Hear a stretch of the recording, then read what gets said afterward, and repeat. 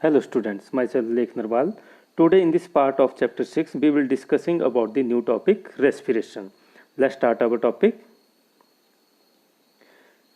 Respiration. What is respiration? क्या होता है रेस्पिरेशन? अगर हम सिंपल लैंग्वेज में बोलें तो जो हम सांस अंदर लेते हैं और सांस बाहर छोड़ते हैं तो उसको हम कॉमनली रेस्पिरेशन बोल देते हैं। लेकिन ये तो हमें ऐसे जनरल सा लगता है कि हम सांस अंदर ले रहे हैं, सांस बाहर छोड़ रहे हैं, तो ऑक्सीजन अंदर जा रही है, कार्बन डाइऑक्साइड बाहर निकल रही है। लेकिन इस प्रोसेस के दौरान अंदर जो है बॉडी के अंदर जो है क्या एक्टिविटी हो रही है, क्या रिएक्शन हो रही है, उसके बारे में अब हम जानेंगे। वो है मेन रेस्पिरेशन जो है, तो उसके बारे में अब हम स्टडी करेंगे। इसमें सबसे पहले जो एक्टिविटी 6.4 बता रखी है, take some freshly prepared lime water in a test tube. तो इसमें बोला गया है कि हमें क्या चाहिए, इसके लिए फ्रेशली प्रिपेयर्ड लाइम वाटर चाहिए, जिसको हमने एक टेस्ट ट्यूब के अंदर लेना है। Blow air through this lime water. तो उस लाइम वाटर के अंदर हमने क्या करना है, एक ट्यूब लेनी है, उसके थ्रू अपने मुंह से जो है एयर को अंदर को ब्लो करना है। आगे बोला गया note how long it take for the lime water to turn milky.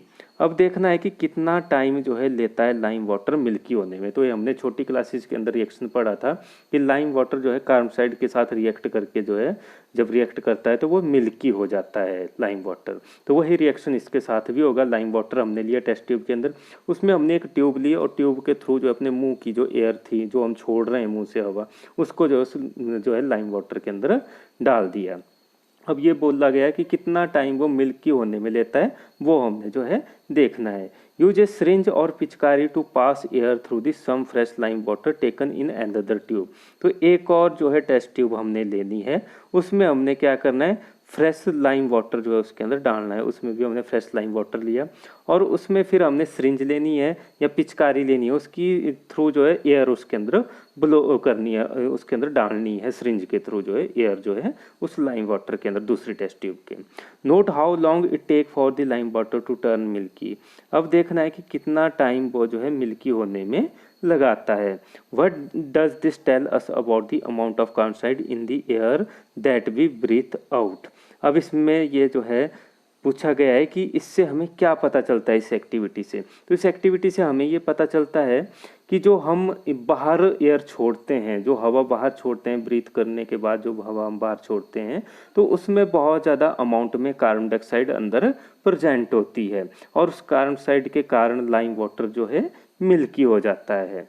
तो इस कार्बन डाइऑक्साइड के कारण ही जो है लाइम वाटर मिल्की हुआ है इस एक्टिविटी के अंदर। जबकि हमने जो पिचकारी ली या सिरिंज के थ्रू जो एयर डाली लाइम वाटर के अंदर, तो उसमें कार्बन डाइऑक्साइड का अमाउंट बहुत कम होता है, इसलिए उसमें जो लाइम वाटर है वो मिल्की नहीं होगा, या होगा तो बहुत ज़्यादा टाइम लेगा वो एज कम्पेयर टू जो ब्रीथ आउट एयर जो हम डालेंगे उसके अंदर, तो उसमें जो है ज़्यादा कार्बन डाइऑक्साइड होती है, तो उसके कंपैरिजन में कम जो है वो जो है मिल्की होगा। अब ये तो था कि ये एक्टिविटी ये समझने के लिए थी कि जो हम हवा जो है बाहर छोड़ते हैं ब्रीथिंग के दौरान, तो उसमें जो है कार्बन डाइऑक्साइड का अमाउंट जो है ज़्यादा होता है। अब हम आगे इसमें एक और एक्टिविटी दी गई है, अब उसके बारे में अब हम कंटिन्यू करेंगे। एक्टिविटी 6.5 है हमारे पास दी हुई। तो इसमें जो है थोड़ा सा ये जो एक्टिविटी है, तो ये हमने इसमें देखा कि ये दो जो है टेस्ट ट्यूब ली थी। हमारी ए वाली टेस्ट ट्यूब है, ये बी वाली टेस्ट ट्यूब है। ए वाली टेस्ट ट्यूब के अंदर हमने पिचकारी के थ्रू डाली थी और बी वाली टेस्ट ट्यूब में हमने माउथ के थ्रू जो है एयर को ब्लो किया था। तो जो ए वाली टेस्ट ट्यूब थी उसमें जो है वाटर मिल्की नहीं होगा, ठीक है, और इसमें क्या होगा, वाटर मिल्की जल्दी हो जाएगा क्योंकि उसमें कार्बन डाइऑक्साइड ज़्यादा है, जबकि इसमें कार्बन डाइऑक्साइड कम रहेगी। ए वाली जो टेस्ट ट्यूब है जिसमें हमने सिरिंज के थ्रू डाला है। तो ये तो था एक्टिविटी 6.4 की डायग्राम का डिस्कशन। अब जो है आगे हम कंटिन्यू कर लेते हैं इसके अंदर 6.5 activity.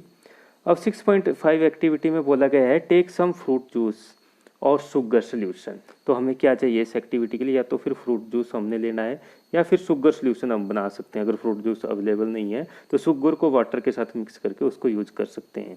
And add some yeast to this, और उसके अंदर जो सोल्यूशन के अंदर क्या डालना है, ईस्ट हमने डाल देना है। Take this mixture in a test tube fitted with a one holed cork.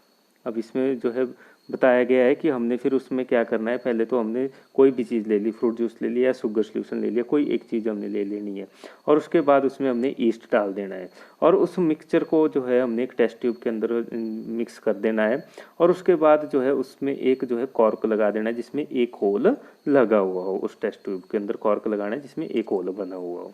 अब उसमें बोला गया fit the cork with a bent glass tube. तो जो हमारे पास जो कॉर्क होगा लगा हुआ उस टेस्ट ट्यूब के अंदर जिसमें एक होल होगा, उसमें हमने एक बेंट टेस्ट जो है ट्यूब लगानी है। इस तरीके की बेंट ट्यूब होती है, उसको जो है हमने यूज करना है उसके अंदर। तो ये बेंट ट्यूब है, इस तरीके की बेंट ट्यूब जो है उसमें हमने यूज करनी है। तो ये एक जो है टेस्ट ट्यूब के जो है उसके अंदर कॉर्क का यूज करके हमने उसमें वो डाल देनी है। इस तरीके से एक कॉर्क हमने शो कर दिया इसके अंदर। तो ये बेंट ट्यूब है, ये आ गई हमारे पास बेंट ट्यूब। तो ये बेंट ट्यूब हमने उसके अंदर एक पोर्शन उसका जो इसमें लगा दिया हमने। Dip the free end of the glass tube, fit the cork with a bent glass tube, dip the free end of the glass tube into a test tube containing freshly prepared lime water. तो एक हिस्सा हमने इसका जो है इसके अंदर जोड़ दिया, कॉर्क वाले के साथ लगा दिया बेंट ट्यूब का। इसके अंदर हमने क्या क्या डाला हुआ है, ईस्ट और शुगर सॉल्यूशन है, शॉर्ट में वाई से ईस्ट है ये, और शुगर सॉल्यूशन प्लस शुगर ही लिख रहा हूँ। और दूसरा जो हिस्सा है वो हमने लाइम वाटर, दूसरी टेस्ट ट्यूब में हमने फ्रेशली प्रिपेयर्ड लाइम वाटर लेना है और उसके अंदर इसको डाल देना है। तो इसको क्लोज करो चाहे ना करो कॉर्क के साथ, या डायरेक्ट इसके अंदर डाल दो, लाइम वाटर होगा इसके अंदर। तो जब दूसरे हिस्से में जब हम डालेंगे, ये जस्ट रिप्रेजेंटेशन के लिए है, तो लाइम वाटर के अंदर हमने ये दूसरा हिस्सा इसका डाल दिया लाइम वाटर के अंदर। तो इसको मैं डिलीट कर रहा हूँ। तो ये समझ आ गया होगा आप लोगों को किस तरह का सेटअप रहेगा। तो हमने फ्रूट जूस लिया एक टेस्ट ट्यूब के अंदर और उस टेस्ट ट्यूब के ऊपर एक कॉर्क लगा दिया वन होल वाला, और उसके अंदर जो है एक बेंट ट्यूब लगा दी, और उसके बाद हमने दूसरी टेस्ट ट्यूब लेनी है, उसमें फ्रेश लाइम वाटर डालना है, और जो हमारे पास जो बेंट ट्यूब है उसका दूसरा हिस्सा हमने जो है उसके अंदर डाल देना है, डिप कर देना है। अब इसमें जो है अब हमने आगे की जो है स्टडी करनी है। What change is observed in the lime water and how long does it take for this change to occur. अब हमने ईस्ट को डाला था उस शुगर सॉल्यूशन के अंदर, तो ईस्ट क्या करेगा, वो जो है रिएक्शन की यूज करेगा, रिएक्शन इस तरीके का यूज करेगा कि वो जो है रेस्पिरेशन करेगा, एनारोबिक रेस्पिरेशन वो करता है। तो उसमें क्या होता है कि वो कार्बन डाइऑक्साइड रिलीज करता है। इस प्रोसेस को फर्मेंटेशन बोलते हैं। तो फर्मेंटेशन की प्रोसेस के दौरान कार्बन डाइऑक्साइड रिलीज होती है। जैसे ही वो रिएक्ट करता रहेगा शुगर के साथ, तो वो क्या करता रहेगा, कार्बन डाइऑक्साइड प्रोड्यूस करता रहेगा, और वो जो है क्या करेगा, लाइम वाटर को मिल्की कर देगा। जितनी जल्दी जो है कार्बन डाइऑक्साइड जनरेट होगी उतनी जल्दी ही जो है वो लाइम वाटर को मिल्की करना शुरू कर देगा, और जो है उसका कलर चेंज हो जाएगा। What does this tell us about the product of fermentation? तो इससे हमें ये पता चलता है फर्मेंटेशन के बारे में कि फर्मेंटेशन की प्रोसेस के दौरान जो है क्या प्रोड्यूस होता है, कार्बन डाइऑक्साइड गैस जो है प्रोड्यूस होती है। तो इसका भी एक इम्पॉर्टेंट रोल होता है कार्बन डाइऑक्साइड गैस का भी जो है फर्मेंटेशन की प्रोसेस के अंदर। तो मतलब ये जो है रिलीज होती है फर्मेंटेशन की प्रोसेस के दौरान, और इसी प्रोसेस का यूज करके जो है जो ब्रेड होते हैं बेकरीज वगैरह के अंदर, तो उनकी भी जो है तैयार किए जाते हैं, उनको भी तैयार किया जाता है कार्बन डाइऑक्साइड गैस जब रिलीज होती है उनमें से। तो ये था जो है इस एक्टिविटी के बारे में। अब इसका डिस्कशन जो है बता रखा है आगे जो है उसके बारे में अब हम कंटिन्यू कर रहे हैं। We have discussed nutrition in organism in the last section. तो जो पीछे हमने किया था पूरा जो है ह्यूमन न्यूट्रिशन के बारे में और डिफरेंट एनिमल्स की न्यूट्रिशन के बारे में पढ़ा था, तो वो हमने कंप्लीट कर लिया था। तो डिफरेंट जो है ऑर्गेनिज्म की न्यूट्रिशन हमने डिस्कस की थी। The food material taken in during the process of nutrition is used in the cell to provide energy for various life processes. जो फूड हम यूज करते थे उसमें पढ़ा था हमने कि फूड से हमारी बॉडी को जो है एनर्जी मिलती है। तो फूड से जो है न्यूट्रिशन जो है प्रोवाइड होगी ऑर्गेनिज्म को, और वो फूड से एनर्जी जो है डाइजेस्टिव सिस्टम के द्वारा यूटिलाइज की जाती है और सेल बॉडी के डिफरेंट सेल्स तक जो है वो पहुंचाई जाती है, और जो है एनर्जी का यूटिलाइज किया जाता है सेल्स के द्वारा। अलग अलग जो लाइफ प्रोसेसेस हैं बॉडी की उनको जो है कंटिन्यू रखने के लिए।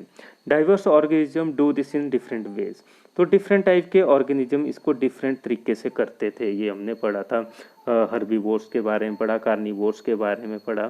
तो उसमें हमने डाइजेस्टिव सिस्टम के बारे में, स्मॉल इंटेस्टाइन के बारे में भी पढ़ा, उनके किस तरीके से उसका साइज डिपेंड करता है। जितना ज़्यादा जो है हर्बीवोरस एनिमल्स होंगे तो वो सेलुलोज का यूज करते थे, ये हमने डिस्कस किया था। तो उनका स्मॉल इंटेस्टाइन लार्ज रहेगा। जो दूसरे हैं कार्निवोर, वो मीट का यूज करते हैं, वो इजीली डाइजेस्ट होता है, उनका लार्ज नहीं होगा, जो है स्मॉल इंटेस्टाइन उनका शॉर्ट रहेगा। तो वो चीज़ें कुछ हमने डिस्कस की थी, तो उनको तो हमने कर लिया था। इसमें जो है बताया गया कि diverse organism do this in different way. तो अलग अलग ऑर्गेनिज्म इस प्रोसेस को अलग अलग तरीके से करते हैं। किस तरीके से वो अपना अलग अलग तरीके से जो है अपनी जो है न्यूट्रिशन लेते हैं, एनर्जी को यूटिलाइज करते हैं। Some use oxygen to break down glucose completely into the carbon dioxide. अब जो है मेन चीज़ जो इस टॉपिक के अंदर हम रेस्पिरेशन का कर रहे हैं वो अब बताई गई है कि some use oxygen to break down glucose.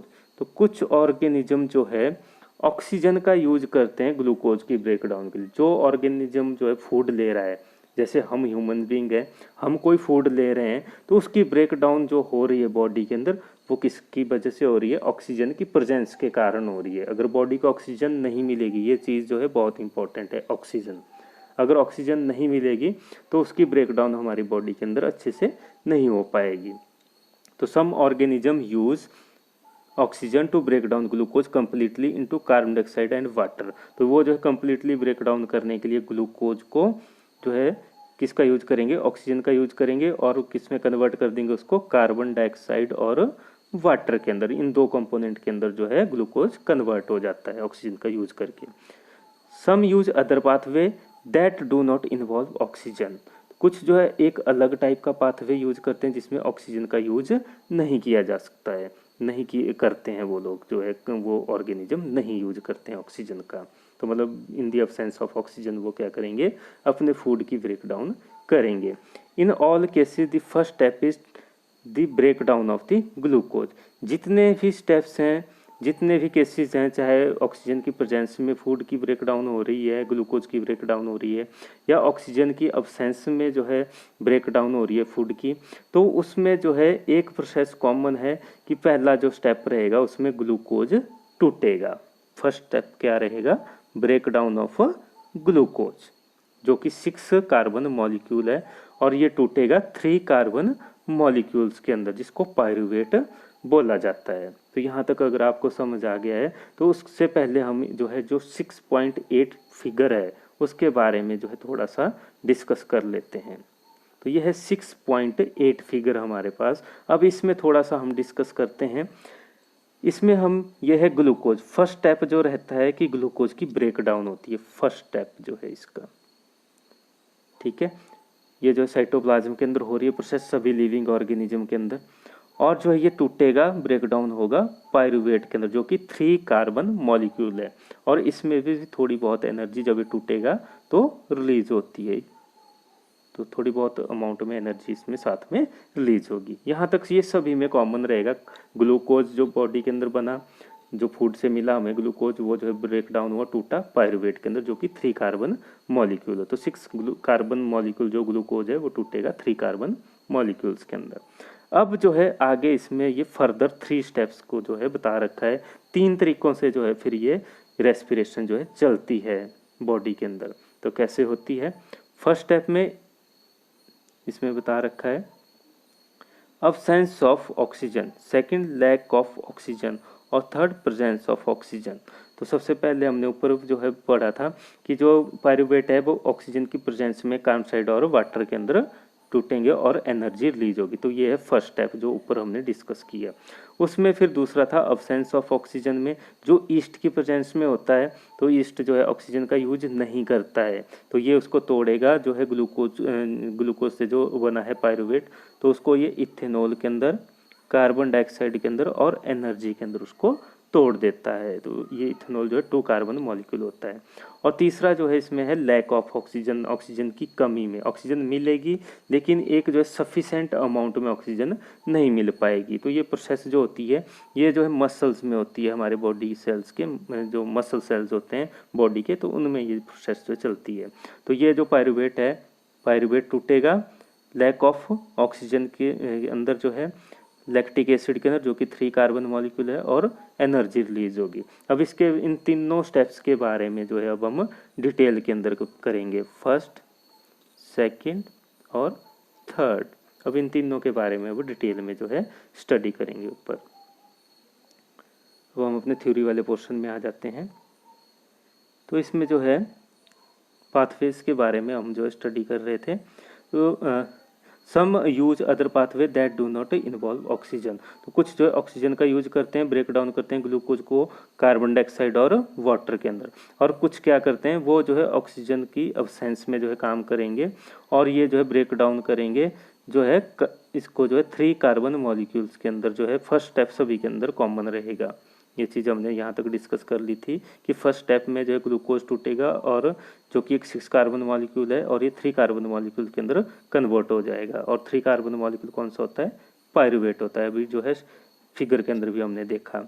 This process take place in the cytoplasm. तो ये जो प्रोसेस होती है अभी डायग्राम में भी देखा हमने कि जो ग्लूकोज टूट रहा है, ग्लूकोज है हमारे पास, वो टूट रहा है पायरुवेट के अंदर, पायरुवेट के अंदर। तो ये प्रोसेस किसके अंदर हो रही है? सारी साइटोप्लाज्म के अंदर, साइटोप्लाज्म में हो रही है सारी की सारी प्रोसेस हमारी। ठीक है, यहाँ तक जो है समझ आ गया होगा सभी को। अब पायरुवेट जो बनेगा उसके जो है फर्दर यूटिलाइजेशन की जो प्रोसेस है वो 3 टाइप की हमने डायग्राम के अंदर देखी। फर्दर द पायरुवेट में be converted into the ethanol, जो डायग्राम के अंदर दिखा रखा है। तो जो पायरुवेट है वो टूटेगा इथेनॉल के अंदर और कार्बन डाइऑक्साइड के अंदर। This process take place in the yeast during fermentation. तो ये प्रोसेस जो है ईस्ट के अंदर चलती है फर्मेंटेशन के दौरान। Since this process take place in the absence of air, तो ये सारी की सारी प्रोसेस ऑक्सीजन की अब्सेंस में होगी, एयर की अब्सेंस में होगी, इसलिए इसको जो है एनएरोबिक रेस्पिरेशन बोला जाता है। तो ये होती है anaerobic respiration. When pyruvates are converted into the, किसके अंदर कन्वर्ट होंगे? अभी हमने डिस्कस किया ethanol and carbon dioxide.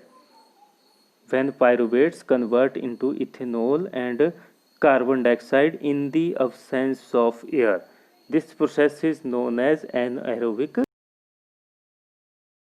breakdown of pyruvates using oxygen take place in mitochondria। तो जो ब्रेकडाउन होती है पायरुवेट की ऑक्सीजन की प्रेजेंस में, तो वो होती है माइटोकॉन्ड्रिया के अंदर। अब उसके बारे में बताया गया है, this process break up the 3 carbon pyruvate molecule to give 3 molecule of the carbon dioxide. तो इस प्रोसेस में क्या होता है कि जो 3 कार्बन जो पायरुवेट है तो वो जो है टूटेगा 3 मॉलिक्यूल ऑफ कार्बन डाइऑक्साइड। तो 3 मॉलिक्यूल वो जो है कार्बन डाइऑक्साइड के बनाएगा, जैसा हमने डायग्राम के अंदर देखा था। तो मतलब 3 कार्बन डाइऑक्साइड मॉलिक्यूल बनेंगे 3 पायरुवेट से, और इसमें साथ में क्या रिलीज होगा? वाटर भी रिलीज होगा। The other product is water. तो ये जो है नीचे जो है डायग्राम के अंदर भी दिखा रखा है यहाँ पर, तो हम देख सकते हैं इसको यहाँ भी। तो ये जो चीज़ हमने अभी यहाँ पढ़ी, तो ये है हमारे पास जो है माइटोकॉन्ड्रिया के अंदर इन द प्रेजेंस ऑफ ऑक्सीजन जब पायरुवेट टूट रहा है तो ये कार्बन डाइऑक्साइड वाटर और एनर्जी रिलीज करेगा।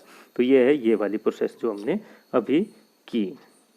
इसमें आगे जो है बताया गया है, since this process take place in the presence of air oxygen it is called aerobic respiration. क्योंकि ये प्रोसेस जो है ऑक्सीजन की प्रेजेंस में हो रही है, एयर की प्रेजेंस में हो रही है, इसलिए इसको एरोबिक रेस्पिरेशन बोला जाता है। तो 2 चीज़ें अभी हमने क्लियर की।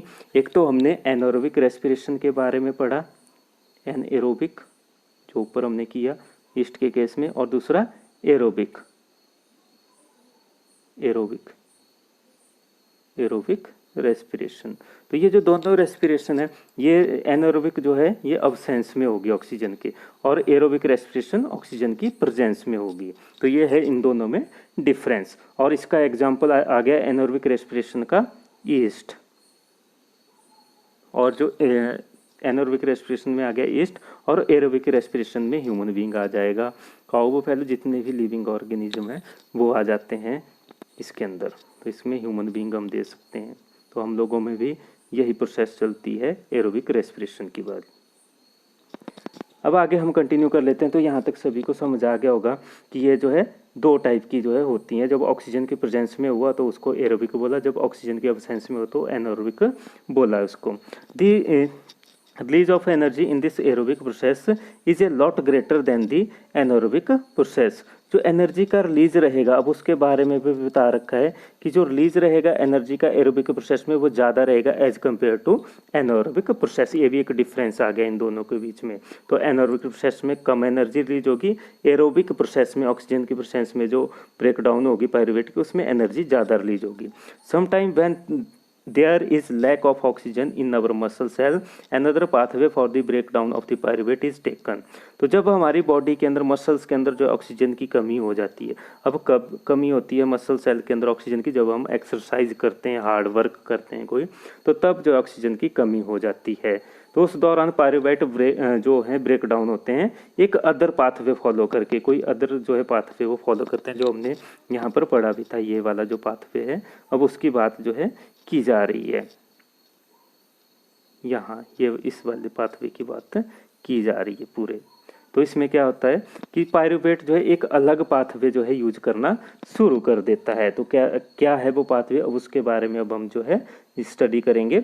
Sometime when there is lack of oxygen, मतलब ऑक्सीजन जो है पर्याप्त मात्रा में नहीं, ऑक्सीजन मिलेगी लेकिन इनसफिशेंट अमाउंट में मिलेगी मसल सेल को। Another pathway for the breakdown of pyruvate is taken, तो एक और पाथवे वो यूज करते हैं मसल सेल्स हमारे जो है पायरुवेट की ब्रेकडाउन के लिए। Here the pyruvate is converted into the lactic acid, तो जो पायरुवेट है वो किसके अंदर कन्वर्ट हो जाएगा, लैक्टिक एसिड के अंदर, which is also a 3 carbon molecule, तो ये भी एक 3 कार्बन मॉलिक्यूल होता है। This buildup of lactic acid in our muscles during sudden activities, तो ये जो है लैक्टिक एसिड को बनाता है हमारी बॉडी के अंदर सडन एक्टिविटीज़ के दौरान, जब हम अचानक कोई काम करते हैं या बहुत ज़्यादा हार्ड वर्क करते हैं बड़े दिनों के बाद, तो क्रैम्प्स पड़ जाते हैं और इसके कारण जो है क्रैम्प्स जो है बॉडी के अंदर होना शुरू हो जाते हैं, जो छाले पड़ जाते हैं बहुत दिनों बाद। अगर कोई एक्सरसाइज कर रहा है या कोई काम कर रहा है तो क्रैम्प्स पड़ जाते हैं, छाले पड़ जाते हैं, तो वो इसके कारण जो है होते हैं।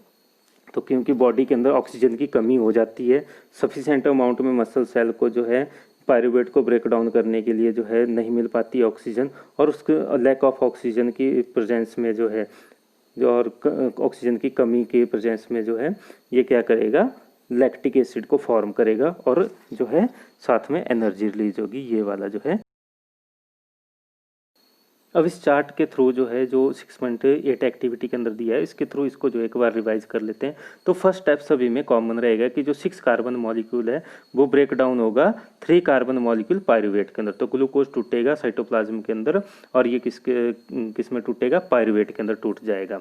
फर्स्ट स्टेप जो इसमें बताया गया है जो इसके अंदर, तो ऊपर से हम स्टार्ट करते हैं। अब सेंस ऑफ ऑक्सीजन जो ईस्ट के अंदर होता है तो ये इथेनॉल बनाएगा जो कि 2 कार्बन मॉलिक्यूल है, कार्बन डाइऑक्साइड रिलीज होगी और एनर्जी रिलीज होगी। और उसके बाद लैक ऑफ ऑक्सीजन में जो है ये जो मसल सेल के अंदर होता है जो अभी हमने रिसेंटली डिस्कस किया, तो इसमें लैक्टिक एसिड बनता है और एनर्जी रिलीज होती है। लैक्टिक एसिड भी 3 कार्बन मॉलिक्यूल होता है। तो ये क्रैम्प्स जब हो जाते हैं, जब हम बड़े दिनों के बाद काम करते हैं, बहुत हैवी एक्सरसाइज करते हैं, तो तब ये प्रोसेस जो चलती है हमारे मसल सेल के अंदर। और थर्ड है प्रेजेंस ऑफ ऑक्सीजन जो कि बहुत कॉमन है ह्यूमन बीइंग के अंदर और दूसरे एनिमल्स के अंदर।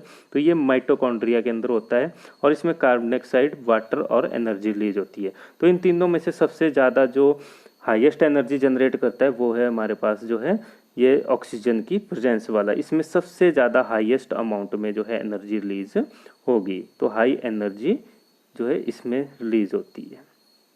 तो ये था जो है इसके जो है पूरे पाथवेज के बारे में, जो पायरुवेट की ब्रेकडाउन के पाथवे हैं। तो 3 टाइप के पाथवेज हैं इसमें, एक तो अब्सेंस ऑफ ऑक्सीजन में होगा, दूसरा जो है लैक ऑफ ऑक्सीजन और तीसरा प्रेजेंस ऑफ ऑक्सीजन में। अब लास्ट में जो है थोड़ा सा बता रखा है, the energy release during the cellular respiration is immediately used to synthesize a molecule called ATP. जो एनर्जी रिलीज होगी सेलुलर रेस्पिरेशन के दौरान वो इमीडिएटली यूज की जाती है सिंथेसाइज करने के लिए एक मॉलिक्यूल को जिसको एटीपी बोला जाता है। तो ये जो एनर्जी जो जनरेट होगी सेलुलर रेस्पिरेशन जब हो रही है तो वो क्या बनाएगी, एटीपी को बनाएगी। एटीपी होता है एडिनोसिन ट्राईफॉस्फेट। एग्जाम में कई बार इसकी फुल फॉर्म भी पूछी जाती है, what is the full form of ATP. तो एटीपी की फुल फॉर्म है एडिनोसिन ट्राईफॉस्फेट। इसके बारे में डिटेल जो है नेक्स्ट वीडियो के अंदर हम करेंगे।